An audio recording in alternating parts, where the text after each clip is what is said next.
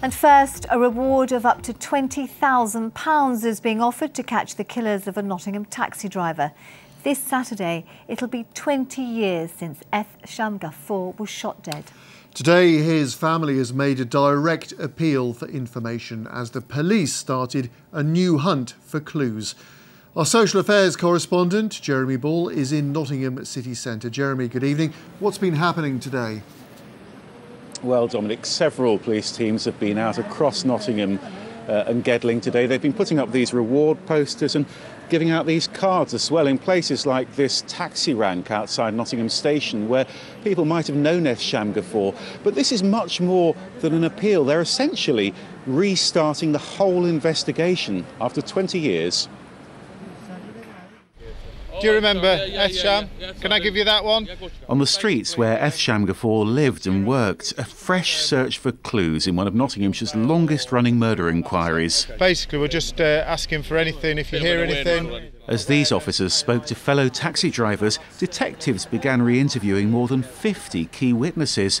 And now new DNA techniques are being used to look at some of the original evidence. They was very frightened because you just come out to make your living and next minute you know one of your workmates is not there anymore. It's very scary. He always liked to pose. He was the light of the family, actually. For Ethsham's sister, the last 2 decades have been agonising. We've never got over the shock of losing our brother. It's made it worse by not knowing why we've lost him. It's been 20 years of pain. Surely we deserve some closure. Ethsham's body was found in his cab in this secluded car park on Lamley Lane in Gedling. He'd been shot through the head. It happened at 3:30 in the morning. Now, 20 years on, the police have released new CCTV.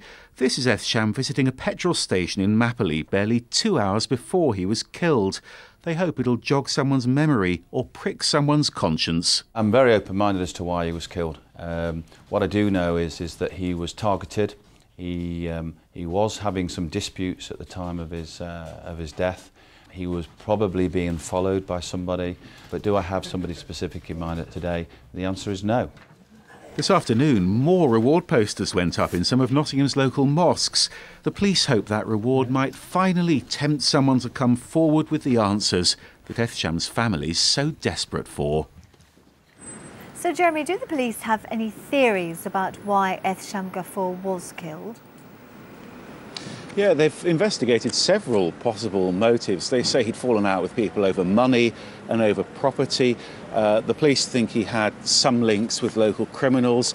And then there was his personal situation. He had a pregnant wife, but he also had a child by a girlfriend of his. So plenty of theories, no firm answers though. And that's why tonight the police have set up a special incident line. We can show you the number now. It's Nottingham 844 6913. And after 20 years, they're hoping that might finally lead to some kind of breakthrough.